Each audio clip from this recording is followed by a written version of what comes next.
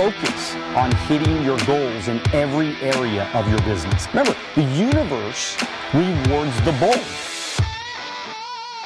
A leader has to take the risks. Welcome to the Wealth on the Beach podcast. My name is Daniel Alonzo, and I am your host as always. I'm always bringing you the greatest minds. We got some great minds here today. We're talking money, we're talking business, we're talking health and wealth. And today we get to hang out with Justin Sliva.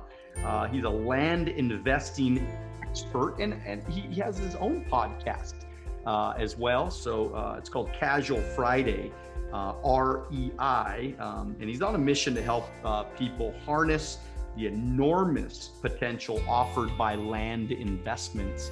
I mean, who doesn't want to have more land? So what's going on, Jace? Justin, how's it going, man? Doing good, Daniel. Thanks for having me. It's been crazy with the pandemic and things going on. Our business has been through the roof. People wanting to get out of big cities and getting their own piece of paradise or safe haven away from everybody. So it's been a crazy 2020 for us, and it's still rolling into 2021. And so you are in Texas. I am. And so how does it feel to be free? Okay. I live in California. Okay. Yeah. It's kind of like California prison. Okay. So how does it feel to live in Texas where you actually are free? So he made it effective. Our governor made it effective for the 10th. So we're still a couple of days from that. And I know that we're probably recording a little early, but it's kind of a surreal feeling. You don't know if you need to wear it now or not. So you're taking your mask in your pocket. You're not putting it on unless they say something. So it's a weird thing. And you have both sides of the fence. And for us, almost a year ago, we had a live event where we did this thing. It was called Project One. And we brought all of we sold out, but we brought our listeners in and we said, we're going to show you behind the curtain. We're going to do everything in front of you, let you see everything. And then the pandemic happened and everything shut down 8 days later. We still made a profit doing what we do, doing that, but now we're full circle and we're back open again. So it's wide open. Wow. That's exciting stuff, man. And so you have and we're going to talk about land and we're going to talk about all these different places and all these different investments and things, but I really want you to talk about why you started your podcast. Like, how did that get going? And I know you have a co-host. Maybe you could talk a little bit about him as well and what he does. Yeah, I'll kind of back up a little bit and kind of give you the whole journey and how it's kind of come to where we are today. So I was in corporate America. I worked for a Fortune 150 railroad. I was a Band D manager there. We were getting ready to move to Oakland, and my wife said, I'm not leaving Fort Worth. We had moved 8 times, 7 years. So we'd done that, but we were around family again. So I went to a smaller railroad and was a chief operating officer there. I got that Friday call one morning that, hey, we're going to shift and go different, we're going to shift gears and go different direction. And so I had this new land company that I had started, and I said, well, I can give it a go or not. So we had been open for about 3 months and of really doing it. We had bought 21 properties, flipped those, but I got into land because my co-host, we had an Amazon fulfillment company together. So you're one of them side hustles, you listen to podcasts, you hear side hustles and see if they work. And we had a really big order from Tiger Woods Foundation, and they bought out one of our products. And he goes, hey man, let's liquidate the rest of our stuff and let's start real estate investing. And I thought we were going to do it together and we were going to take on the world. And he said, no, I want to do it separately. And so we did it separate. We're best friends. We've been friends through high school, and our businesses went 2 different directions. He kept it as a side hustle for a little bit. I went full time really fast, probably earlier than I should have. And we made it work. And that was 2017 when I went full time, and we're still blowing and going. But during that process, I said, hey, the way we buy land, I wonder if I could do multifamilies the same way. Bought an apartment complex, and that apartment complex led to us flipping it really fast and being the first company that said, hey, we'll put up money for joint ventures in raw land. So we have our land business, a joint venture business. And with that joint venture business, we're seeing so many holes in our niche for education that we started doing consulting and basically put all the problems together, started a podcast and started talking about it. So it put us here. I mean, you're hustling, dude. I mean, you're working, man. You're working. I mean, I admire that. I mean, because I think there's so many people that, in these times, especially, like, you got to get your ass off the couch, man. I mean, this is not the time, in my opinion, this is not the time to settle. This is not the time to slow down. This is not the time to just hang out. This is the time to find opportunities, because in every adversity, there comes with it a seed or of an equivalent benefit. And I see massive amounts of people that are hearing a podcast. They're listening to somebody on social media. Look, the difference is, though, some people take that information, they do something with it.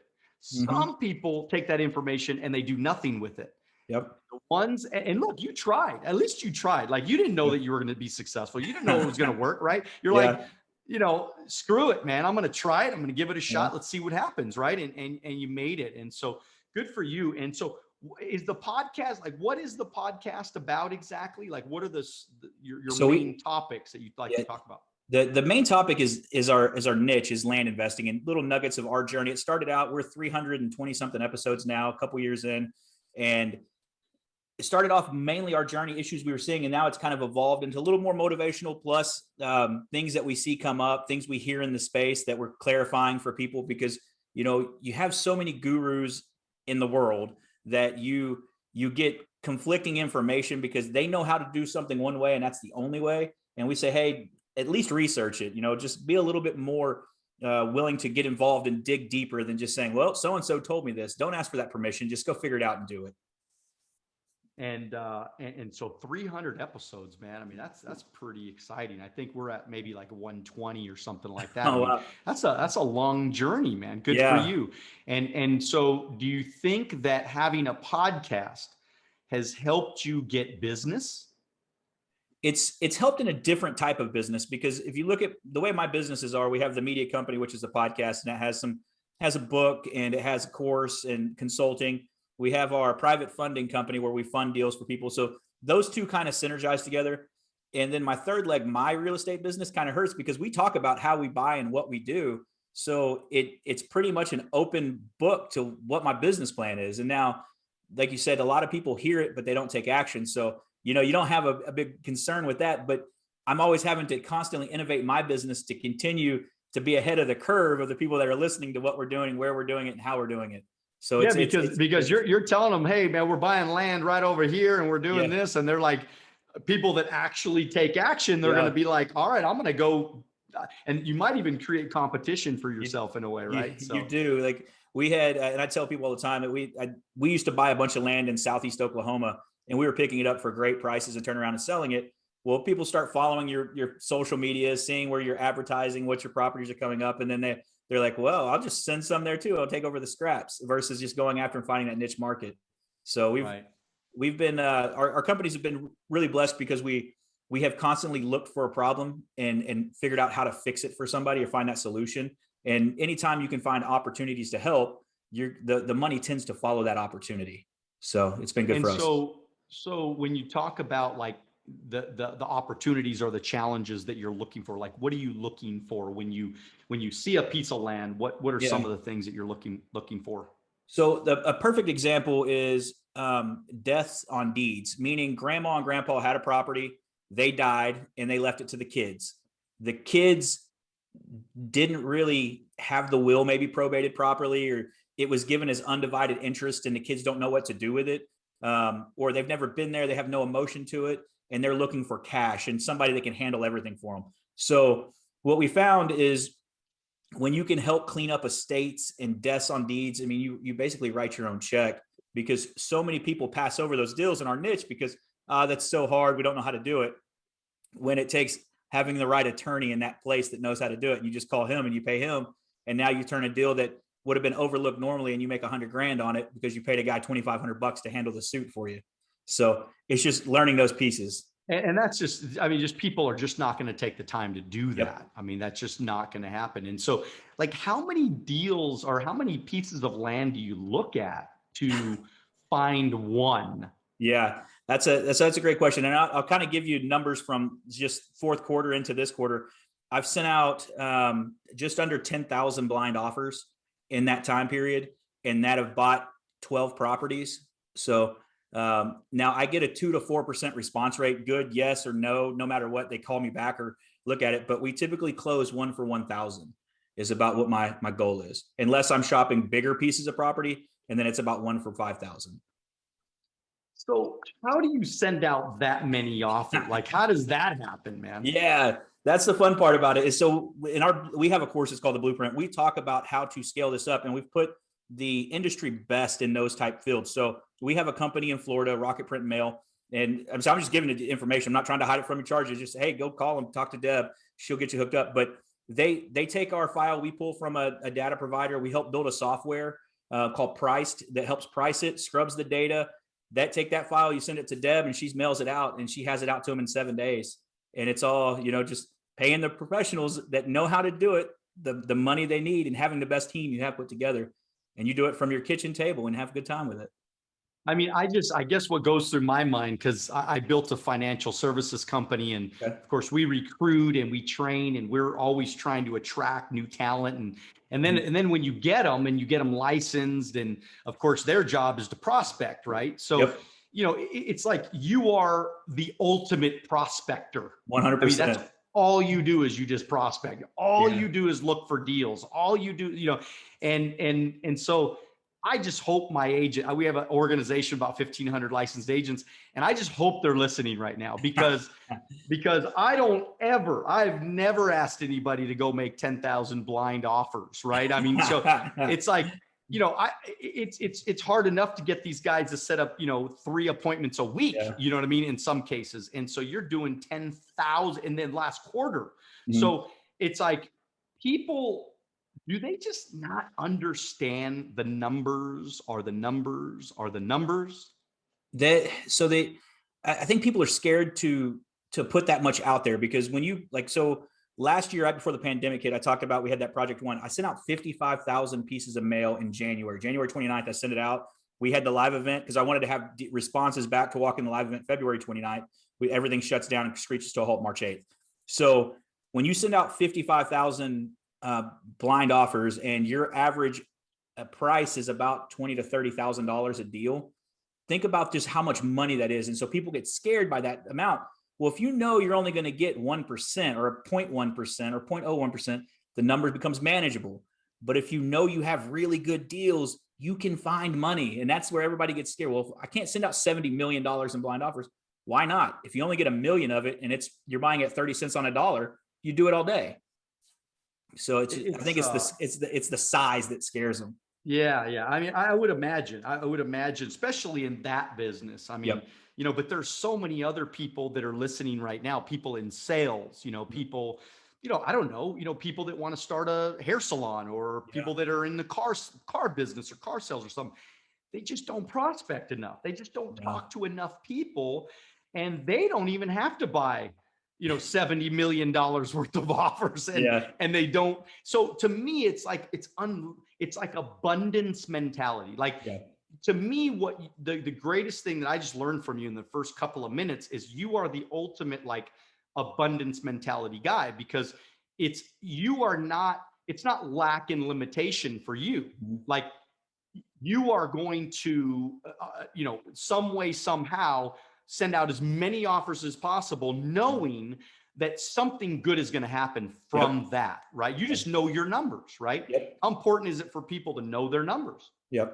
And a lot of people don't take the time to learn that piece. So you talk about opening a hair salon. We had a friend that was opening a hair salon and said, hey, this is how we market in a target area on Facebook. You can do that with your hair salon for $20 a week. And she didn't believe me, but I say a hair salon, hers was an eyelash salon, brand new company startup. She does it. I tell her, come over, let me set up your Facebook. Did it one time, and she booked out her schedule, and she didn't understand. She's like, well, I don't get how this really works. And I was like, because the people that you target in that geofence that we built on Facebook are seeing your ad, and you've got a special. Now they're coming to you. Now you're their lash girl, and now that's how it works. And so it all correlates, whether it's sales or a service business, or if you're investing in something and trying to buy that widget for a certain price. I mean, think about it. I mean, just in United States and Canada, there's 400 million people. Mm-hmm. So we ain't going to run out of people to go see. We're not going to run out of properties to go see. We're not going to run out of anything. And every time every time a market shrinks, another market is created somehow. And that's the abundance mentality.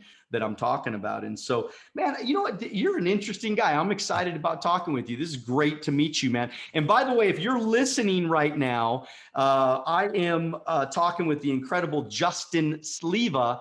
And we're talking about everything. We're talking about marketing. We're going to be talking about land and investing and all that kind of stuff.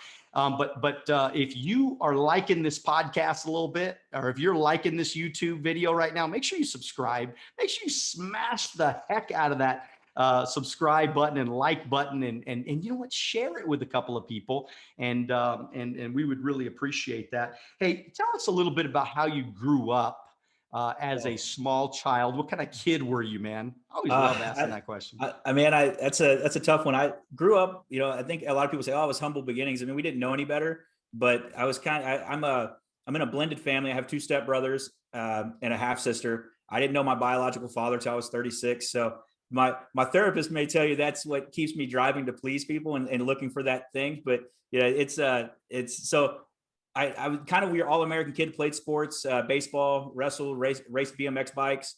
It was like your prom king kind of homecoming thing. And then from there went to college, and I had the opportunity to go work for the railroad while third year college. And it was make $100,000 a year working in a railroad or finish college. And so I went into the workforce and started working early. I've been with my wife since we were 19, and we're still together now. So we're 20 years together. That's awesome, man. Very, very, very exciting story. And but so how did you find your dad? Like what happened there? Well, tell me about that story. So you have ancestry.com and 23andMe, and we put my stuff on ancestry.com when it first started. And we had somebody popped up as a second cousin in Arkansas, which was kind of funny. And so we used a database to reach out and said, hey, your name popped on this, because they didn't have a real name. It was just their user ID. And she goes, oh, that was my grandma. So it turned out to be a second aunt. She said she only had one brother and he had three sons, and there was only one of them that was my age. And so just the power of the internet, you can search people. We've met and we've become friends, and we go on hunting trips together. He's a big hunter. I'll go because I want to get to know him, but we have went to Canada and hunted together. We hunt yearly in West Texas. So it's been kind of a weird conundrum to come into later on in life. Yeah, what a weird thing, man. It's 36 years old, man. Just kind of, rekindling that relationship. And so were you smart in high school? Did you do good in school? Were you a good kid? Did you get in trouble? Tell me about all the good stories, man. Never really got in any trouble. I was one of those kids that graduated top 10%, but never studied. I was on a dean list in college, never really studied, just kind of went and figured it out. So I wasn't an overachiever where I had to work really hard for it, but I went and had a good time and was nice to a lot of people. I tried to say hi to everybody I could and treat them well. Well, you're the kind of person that most of us don't like, because everything is way too easy for you, man. Way too easy. So I had to read the page like 3 times before I got it. Oh no. And I was not a good student. I just did not do good in school and growing up, and everything was hard for me, man. I'm still, my family laughs at me all the time because I'm still the guy to get the last, I get the joke at the end, and I figure things out. They're like, Dad, you just got it. And I have a 15-year-old and an 18-year-old. And so they go, Dad, you just got it? And I said, yeah, just got it. And so, but I mean, did you have was it tough? I mean, growing up without your biological dad, or how was that kind of situation for you mentally? Because you talked about a therapist. So tell us about mentally what happened to you. I think I say that in jest. I think everybody can use somebody like that to bounce ideas and coaches and things on, and not to downplay mental health, because I think that it's important. Personally, I feel we all carry trauma from the way we were raised, whether good, bad, or indifferent. You could grow up in the perfect household, perfect family, and that's going to create something that's going to be odd for you later on in life. The hardest things for me, and it still bothers me today, is like your seasonal stuff at Christmases and things. When you have step brothers and half sisters and you're in a blended family like that, they go to their other parents and you're at home still. They come back, and as you're young, you don't understand the materialistic side of it, if you will. Like, so they come back with a car full of gifts, and you didn't get anything extra. Why aren't you good enough? Why didn't you do that? And You talk about the kids that are spoiled and then they turn to adults and they don't know what to do with it, or the kids that had to work for their stuff and then they get there and it's not anything to go work for what they want. And so that was I think for me that, my 14th birthday, my birthday present was a job. I got a job at Winn-Dixie. Like my mom knew the manager and she's like, "Hey, I got your birthday present. We got a job." And so I remember it to this day. It froze over in Texas and I'm pushing shopping carts up a frozen hill and I'm sliding down backwards because the parking lot's frozen. But I think it's important you don't dwell on those things, and that's where people get themselves in trouble. They use that as an excuse to not go try or not go do something, and they don't use it as a reason to be your motivation to be better and help people. And you mentioned having kids. I have 7-year-old twins, and I have a 2.5-year-old. And my motto for them is be the dad that you wanted or the dad that you needed. And so when I think about like if I'm tired and I don't want to go play, I'm like, well, what I wanted my dad to be there, what kind of things, what would I wanted to know at that age? And, we raced BMX bikes together. We have a national race this weekend. We've qualified in the state as top in the state. And so we do these things together. So, I'm selfish because it's for me, but I know that it's going to be a lasting relationship with them and memories for them. Oh, that's a great story, man. I love that. I mean, to be the dad that you would have wanted to have. Yeah. And I love that. I love, and I think that's kind of what drove me all these years to be, I love my biological father and he's an amazing guy. And I love my stepdad. But there's so many things that I see that they did not do for me. Yeah. That drives me. Now they both gave me things that are lasting, great things that they've given me, but the things that lacked, it drives me to make sure that I fulfill some of those things for my kids. And so I love how you said that. That was well said. And so now, did you go to college? I did. I went to a junior college here and then went to University of Phoenix while I was riding on the trains. Cause like I said, I went to work for the railroad and I could study while I was in a hotel because we'd go from point A to point B and I would just do my work there in the hotel. They were paying for it. And so continue to go through that. All right, man. So pro tips. All right. What do you got for us, man? I mean, we're starting out, we want to buy a piece of land. And so kind of walk me through maybe your couple, 3, 4, 5 steps or something like that, like action items that everybody listening right now, because I think everybody should own property. I think everybody should own land. I think everybody should own, dirt. You know what I mean? Because I mean, number one, it could be passive income for the future. Number two, they're not making any more land. So it's always good. There's always going to be value to that land. Right. And so walk us through, if we're going to get started, a couple ideas that you could pass on. For me, when we go out and we shop this land and we get an offer back, the first thing I check is that we have good legal and physical access, because what good is land that you can't legally get to? It's an island, if you will. You don't want to get shot going to your own property. So we make sure it has that. Secondly, look at your topography and make sure it's useful for what you actually are going to do with it. Meaning, if you're going to build a house or a cabin, it can't be the side of a cliff. Now, if you're going to be a cliff climber and you're going to be a rock climber and you want that, that's perfect for you. But if you're wanting something you can put a bunch of campers on because you and your friends are going to go camp when you want to get away from town, it's not going to work. So make sure you understand that. You hear the old adage of people buying swamp land in Florida.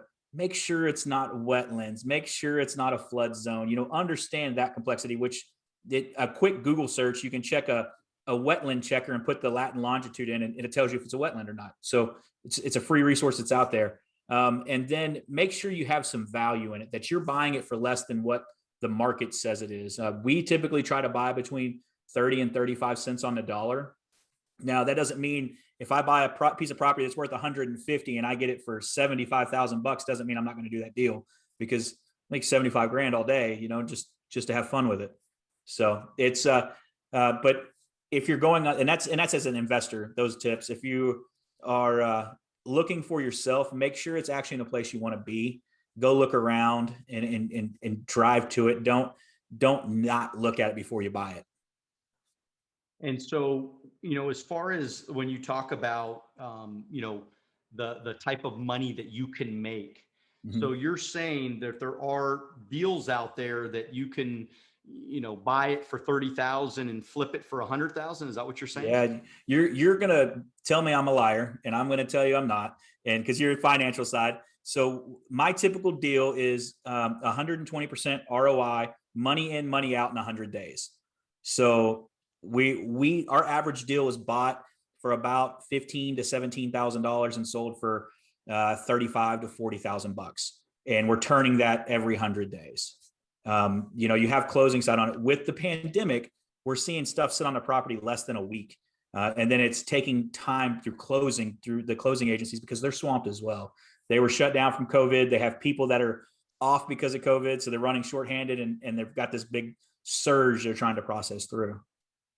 But what do you think about interest rates right now, and kind of what's your projection or prediction about what could happen in that environment? And how does that affect us as investors if we were going to be playing this game? For us, we don't typically leverage much, and our client is we've coined the phrase the bass boat property. Think about the guy that buys the Harley Davidson, buys the RV, buys the second classic car. It's that thing. It's his bravado. It's his chest is puffed out. He's at the office water jug talking about, I went to my cabin property this weekend.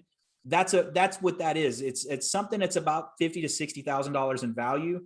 And our clientele can go to their 401k and pull the money out. They have the savings for it, or they go get a loan from their bank. And when you bring up interest rates are at all-time low, but these aren't typical mortgages they're doing. And we offer the exit strategy with no credit checks, 30% down and 10% interest, where we owner finance it for them. So hey, just sign your name here and bring the 30% down and you're ready to go tomorrow.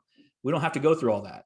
So we make that easy for them by doing it that way. And that creates passive income for us. So we have, in my personal company, we have 50-ish notes that are out 10 to 12-year amortizations that we have them out there at 10% interest. And we continue to see that grow. And that helps that passive for us.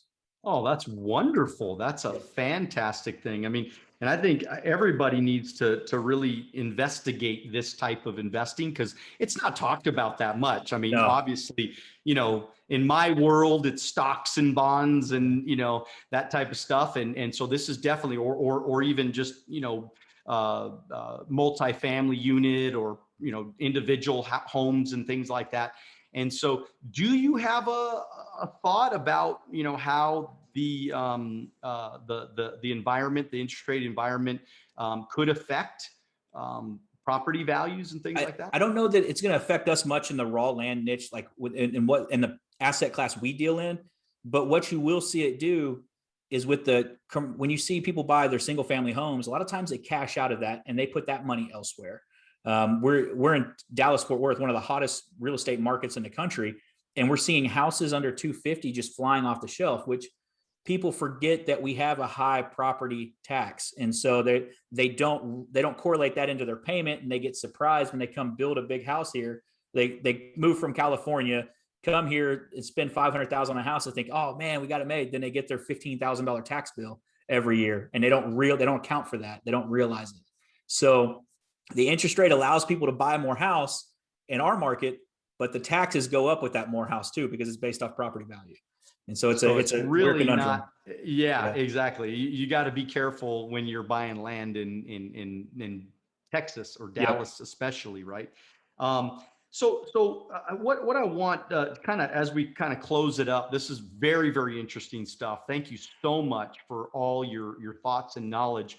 I want to just real quick as we close it up, talk about sales, because you're doing deals, you're having conversations, and you're working with human beings all the time. Mm-hmm. I can tell right off the bat, you're a how to win friends and influence people kind of guy, right? Yeah. You just get along with people. And so, give me a couple of thoughts, because there's a lot of salespeople that are listening to this and watching this right now. And they're just trying to get better. They're just trying to get better at influencing other people to their way of thinking. And I know I kind of have an idea of what your answer is going to be, but I'm very interested to hear your thoughts on that. I'm going to give you two.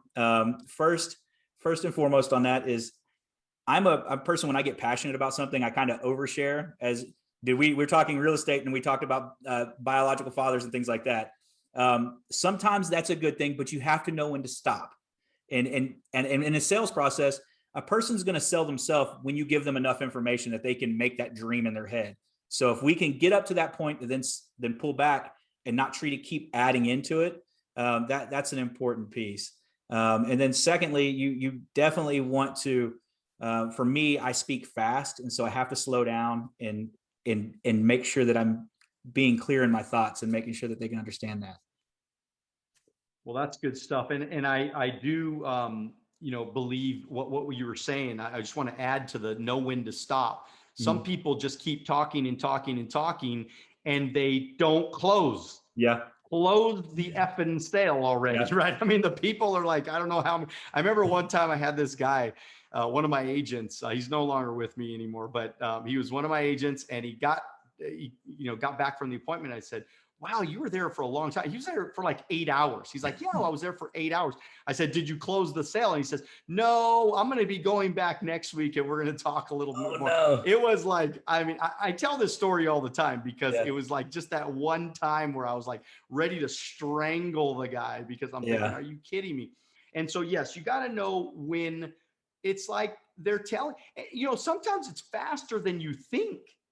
Yeah. I mean, do I really want to know how the guy changes my oil? No. Just change my oil, dude. Yeah. I want to pick it up in half an hour and I want the oil changed, and that's it. I just want to move on with my life.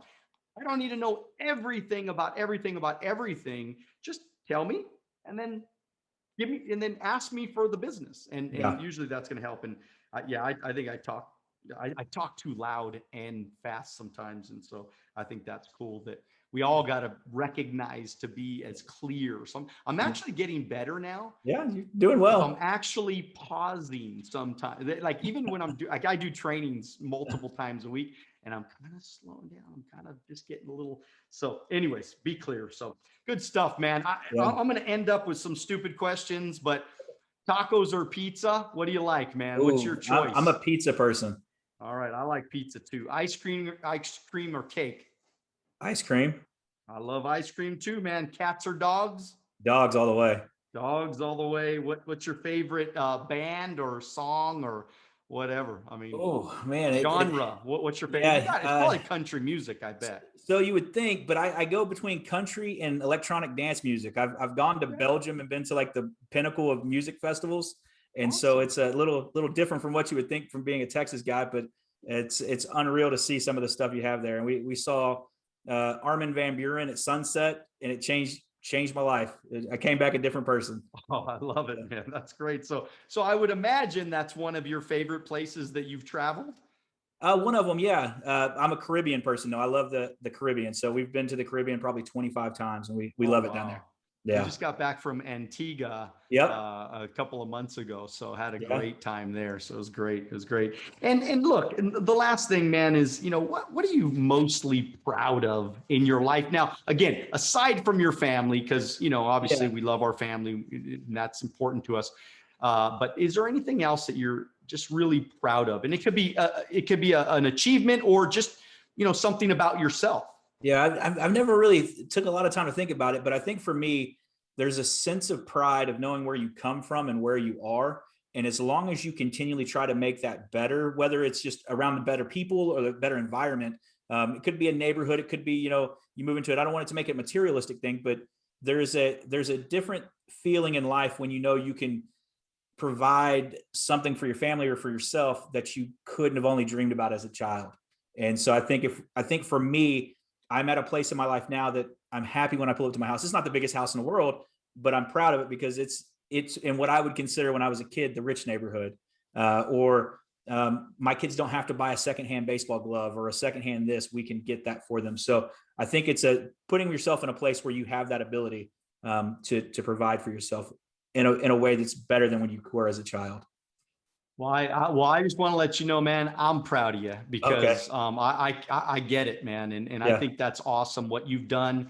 I can tell you're an amazing father, an amazing husband. I can tell you're, a great, very intelligent businessman. And so I would ask anybody that's listening, watching, to make sure they follow you. So can you tell us how to get in touch with you, because there are people that want to know you more? Yeah. The best way to do it is through our podcast, Casual Fridays REI. That's on every one of the socials. And then our website's there as well. And you can reach me at justin@casualfridaysrei.com. And then personally, all my personal, Justin Sliva, on all the social medias were there. And it's real life stuff. It's not all business on those pages. I don't hide behind a fan page. It's actually me living life. So feel free to check that out. That's awesome, man. Well, thank you for being you. Thank you for being so authentic and sharing and opening up with us today. And audience, make sure you go smash that subscribe button on all of his awesome pages and social media, and give him a little bit of love out there, man. Go follow him. But hey, maybe comment on some of his stuff. Maybe share some of his stuff. We always appreciate that. And if you really like this podcast, share it with somebody that you care about.